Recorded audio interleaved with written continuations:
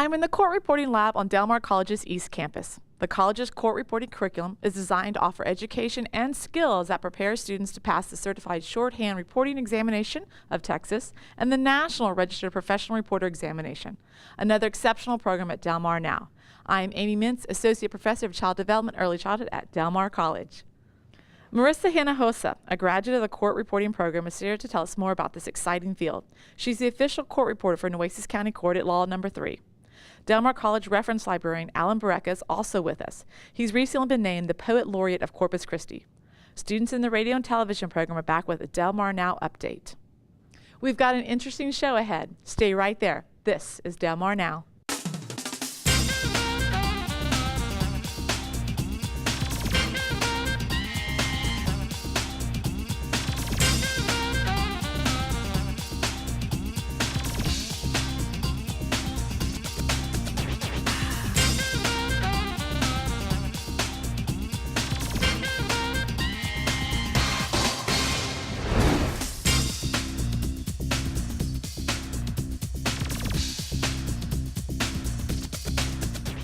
Our first guest is the official court reporter for Nueces County Court at Law No. 3.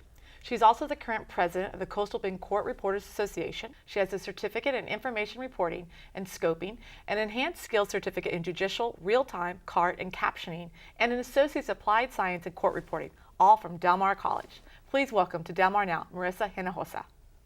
Hi, Marisa. Thanks for being with us today. Thank you for having me. I'm so excited. Okay, well, for people who are not familiar with this profession, can you tell us what a court reporter does? Well, what a court reporter does, we take the verbatim record of any proceeding that's going on, and we translate it into written form. For anybody who needs it or who wants it, we are the guardian of the record. Okay, so that record is needed plenty of times later in the future, so you have to have that objective hat when you're going into court reporting. Yes, definitely. It's like we are the historians, so it could be a $1 million lawsuit in a civil case that someone's worried about, or even someone going to prison. And when they need what was going on in the trial and the proceeding, we hand that over to the attorneys or a judge or whoever needs that. Okay.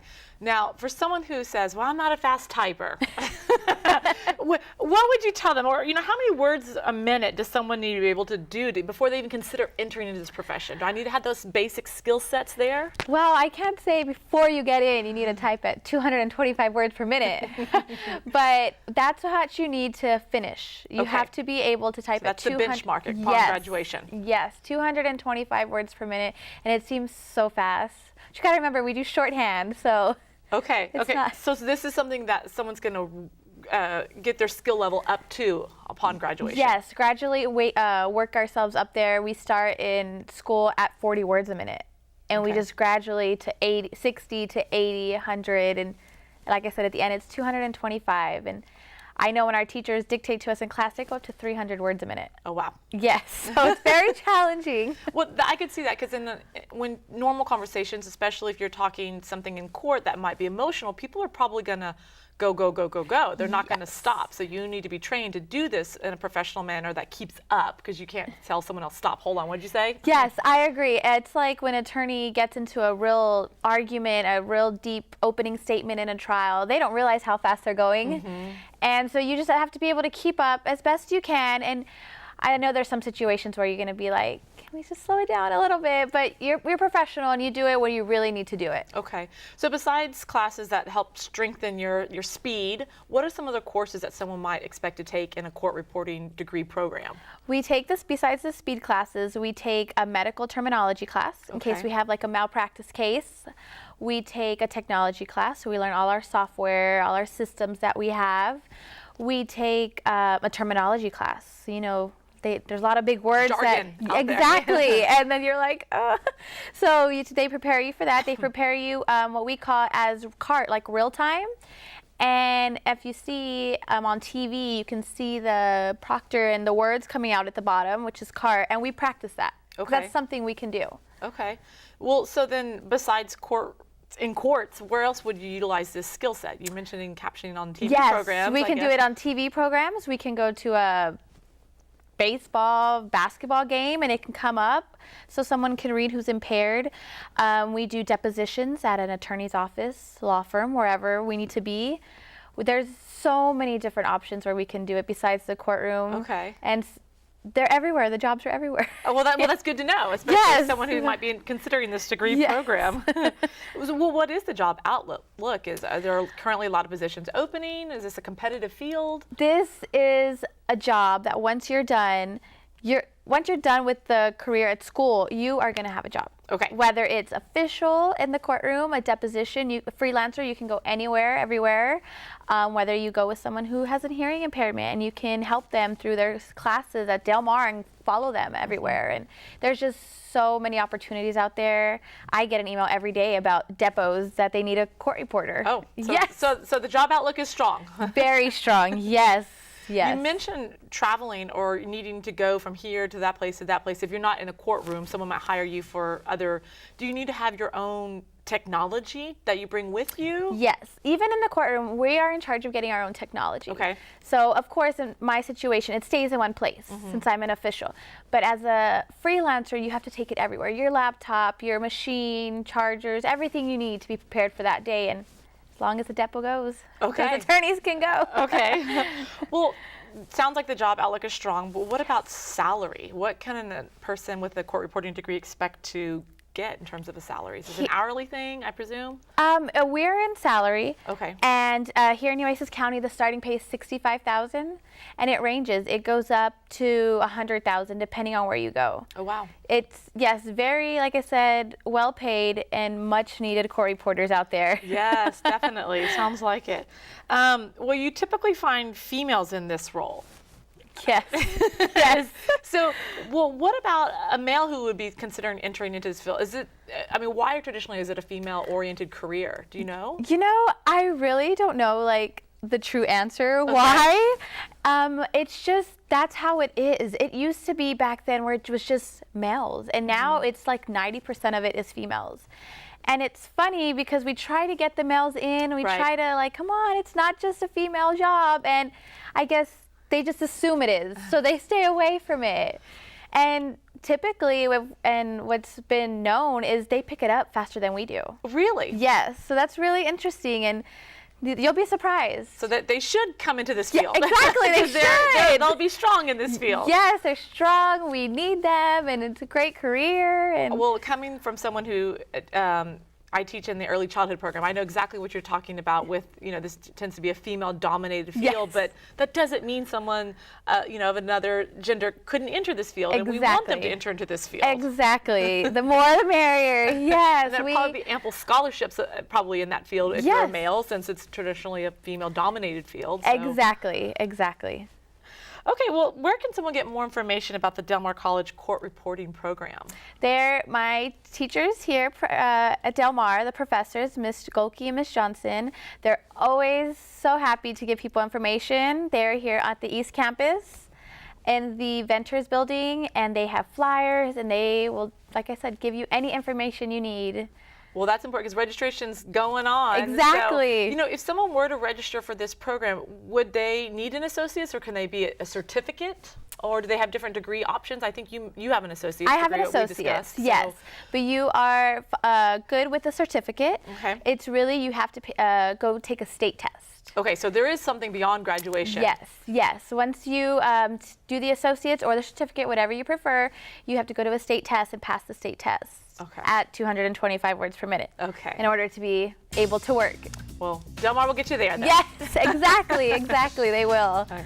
Well, thanks for chatting with us today. Thank you. It's time for a break, but when we return, students in the radio and television program will present a Del Mar Now update. After that, we'll meet the Poet Laureate of Corpus Christi. Stay with us.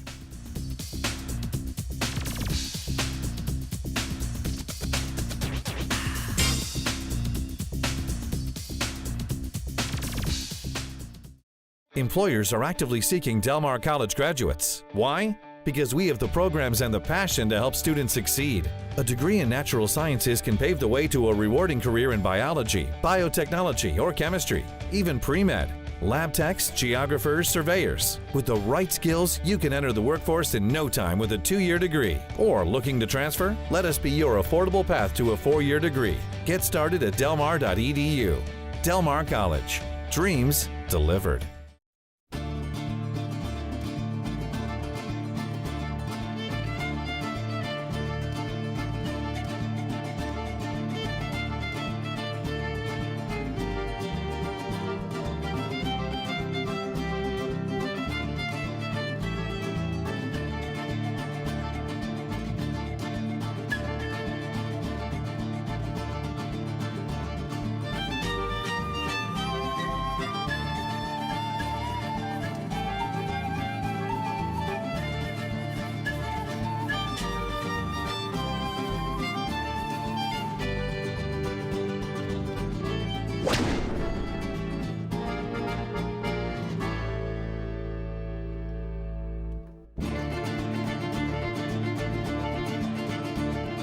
Honesty. Pass it on. A message from the Foundation for a Better Life. Get Del Mar College information right in the palm of your hand using Viking Go. Viking Go is Del Mar College's mobile app full of useful college information you can access on your cell phone or tablet. Choose from 13 active modules from the menu. You can even access Del Mar College social media feeds. Viking Go is available on Google Play and the Apple App Store for your phones and tablets. Stay on the go with Viking Go. Start using Viking Go today.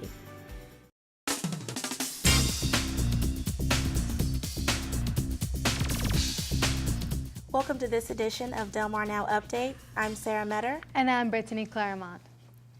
A team of Del Mar College students whose work in biology research has again been recognized for its work. Biotechnology majors Daniel Nassar, Ray Prey, and John Ramirez did research involving bacteria. Because of their research, the trio will participate in an intensive science boot camp at Arlington, Virginia in June. The students will be immersed in critical thinking and will compete against 9 other teams from other community colleges around the nation.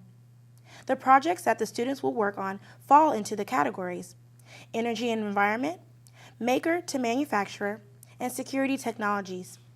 The 3 students were part of a program titled the Howard Hughes Medical Institute Science Education Alliance Phage Hunters.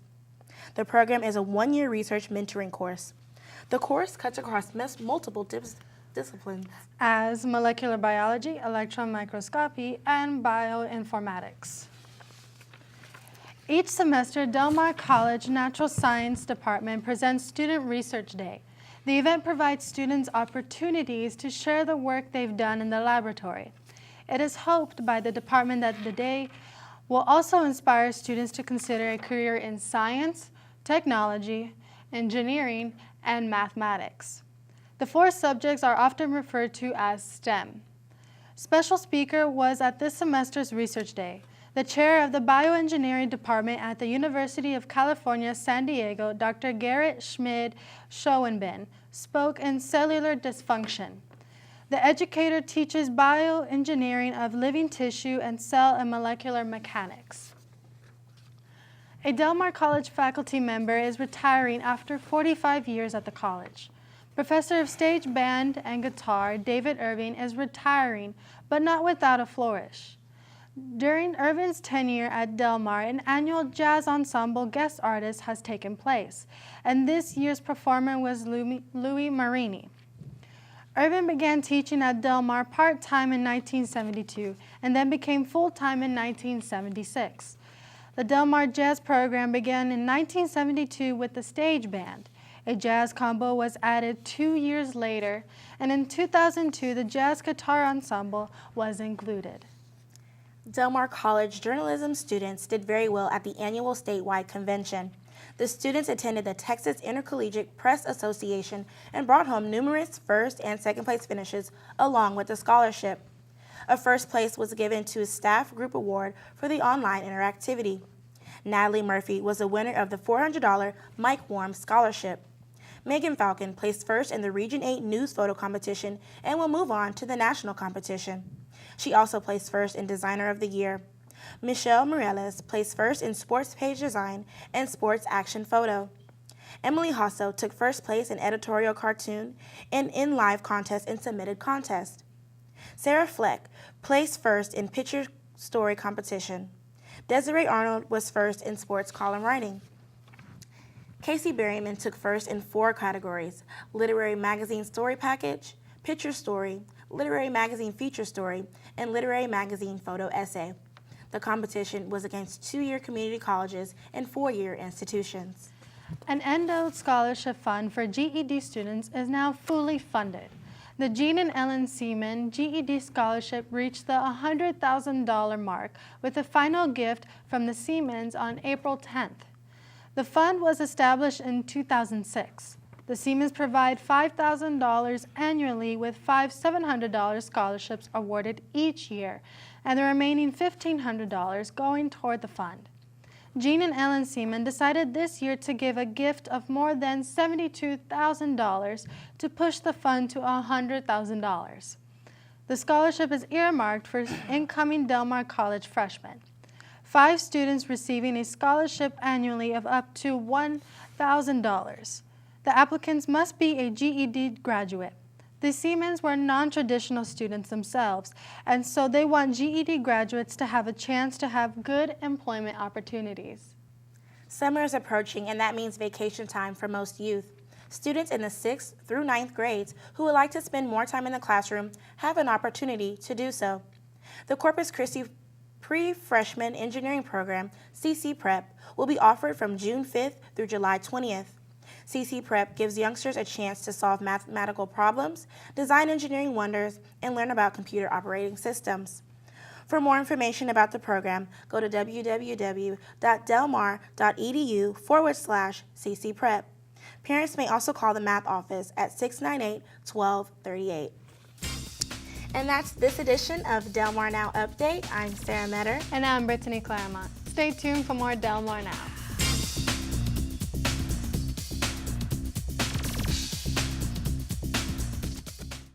Catch the Viking spirit. Nationally recognized and locally focused, Del Mar College has been delivering dreams for over 75 years. If Del Mar College has touched your life, join the Vikings Alumni Association and help others achieve their dreams. Stay connected. Support scholarships. Explore the Viking Career Network. Join online today at delmar.edu/alumni for as little as $10 and get a free t-shirt. Show your Viking pride.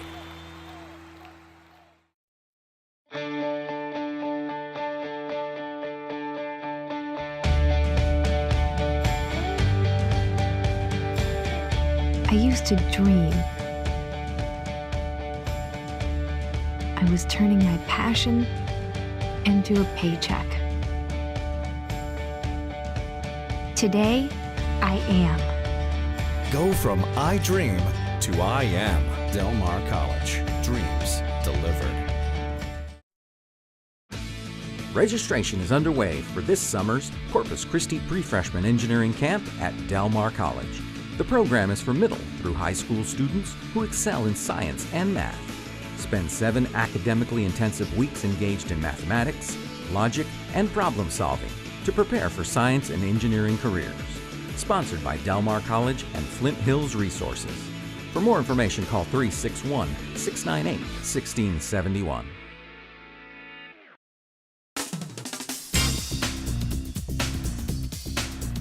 For more information about Del Mar Now, log on to www.delmar.edu/now.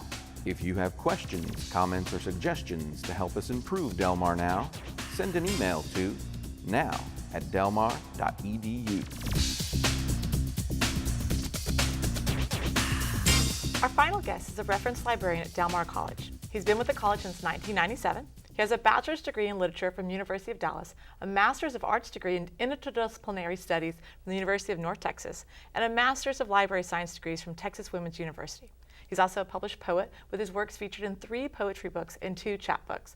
Recently, the city of Corpus Christi dubbed him the Poet Laureate of the city. Please welcome back to Del Mar Now, Alan Berecka. Hi, well, thanks for being with us today. Well, thanks for having me. Okay, so your career list is quite long and lengthy and impressive of all your accolades. Maybe. Yes. It's because I'm old. Well, tell us how you got into this career. Has something inspired you to get to the positions you are now? Well, as you said, I have a master's degree in interdisciplinary studies. And the reason I did that was I went to the University of North Texas before they had the Master of Fine Arts program that they have now. Okay. So back in the day, to write a creative thesis, you had to get an interdisciplinary degree. And so I did, and it was really hard to get a job with it. Oh. So, as a matter of fact, I threw a paper route in Denton, Texas after getting my first master's degree. So I went to Texas Women's University to work on my MLS. So many pathways, though, got you to where you are now. Yeah. Well, among your different titles that you've also had too, a reference librarian, and that sounds like you need to know a lot of things to be a reference librarian, especially in this world of technology and information that we have been thrown at us right now. You know, but if we did, we would be omniscient librarians and not reference librarians. And yes, librarians get to know a lot because things stick with us. But basically our job is to know sources and to get to people to the information they need in an efficient manner. Have the skills to get them on the pathway to the, to the right and to teach source. students those skills so they can, as they leave Del Mar, they're ready to do their own research. What's the most frequent question asked at a reference desk? Where's the bathroom? Wow! I wish it was my something dream's disappointed profound, there. but no, that's it. At Del Mar, because freshmen, second half of English, 1302 English, they do a lot of literature, and they have to do a lot of research on literature. So it's the actual reference question we probably answer the most is finding criticism on a particular story and helping students do that in our databases. Well, with the world of Google and students Googling every single thing that's out there, which is a plus and a minus, obviously. Right. Did you think that a need for reference librarians would fade away, or do you think now this is even more important because I got to put them in the right direction? Yeah, a little bit of the second, and also because not everything is available on the web. For example, literary criticisms written by professors at universities trying to get tenure and promotion.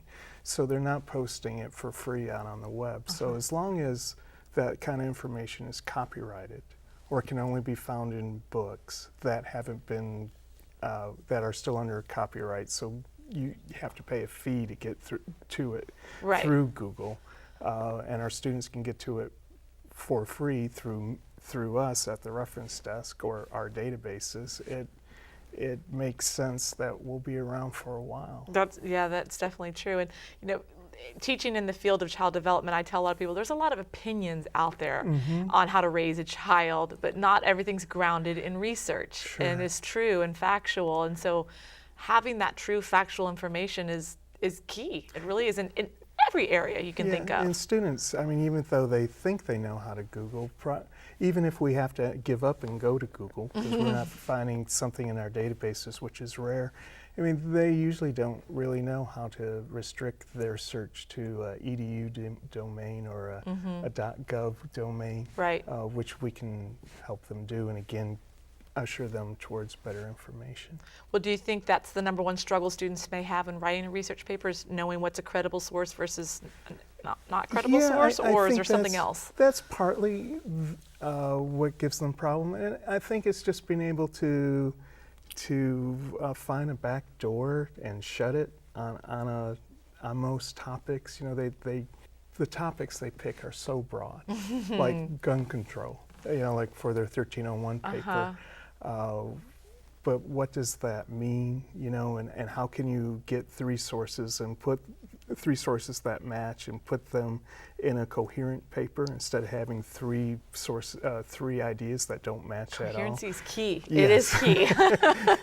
And so you know, we can teach them some tricks to try to narrow down their topics as well. Well, I've always told my students, and this applies, I guess, if you're ever speaking something or writing something, never confuse the audience. And so coherency is a key thing. If I left confused, then you're probably not going to do so well.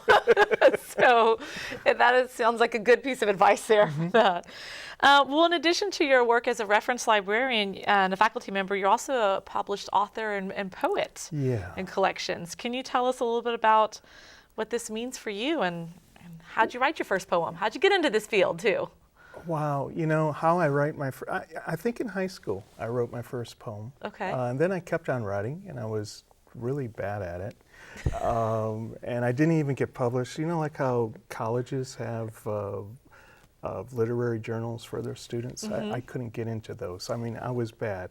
And in graduate school at North Texas, they were going to drop creative writing out of the catalog. So because it hadn't been taught in so many years, so they decided they would teach it. And I took it with a man named Rick Sale, by the way, who was a 1950 Del Mar Hall of Fame member. Can't get away from Del Mar in my life. And I took this class because I figured Dr. Sale would tell me to stop wasting my time. And instead, I ended up winning the poetry contest for the campus 2 out of 3 years. And they thought I should do a creative thesis, so I really started taking poetry seriously. Gave it up for a while because I was a librarian, but when I came to Del Mar, some things happened and I got rejuvenated, and I started taking it seriously again about 20 years ago, and found places that would publish my stuff in journals and magazines. And then people started asking me if I had book-length manuscripts, and I lied and said yes, and got a few books published along the way as well. So don't give up then, I guess, the moral of this. No. Well, if you had one word for a student who was interested in being a poet on something that could inspire them for poetry, is there one word you could say on what's a good inspiration? Oh, no. So anything that is of interest for them that might be good for poetry. You know, I think, you know, most students think they're not worthy of writing poetry because they come from daunting poetry. Yes, you have to be like a lord or a dead English guy to be able to write poetry. And you know, I come from, my dad was a high school dropout and a welder. So life, the blue collar world, life can inspire. Love and death, it's with us all, and that's what poets write about. So. Well, where can people get more information about the Del Mar College Library Services or to talk to a poet? One thing I would say, if I was a student, to find a community of writers to work with, and we have an open mic every month at the library. My email address is aberecka@delmar.edu, and I know Gerard will put up the graphic because that's hard to spell. And you can come and look at our webpage at library.delmar.edu as well for library stuff. Okay. Well, thanks, Alan, for chatting with us today. Oh, it's been a pleasure. If you have questions or comments about Del Mar Now, send an email to now@delmar.edu. We'll return with an all-new show in June. We'll hope you'll join us. Until then, I'm Amy Mintz for Del Mar Now. Thanks for watching.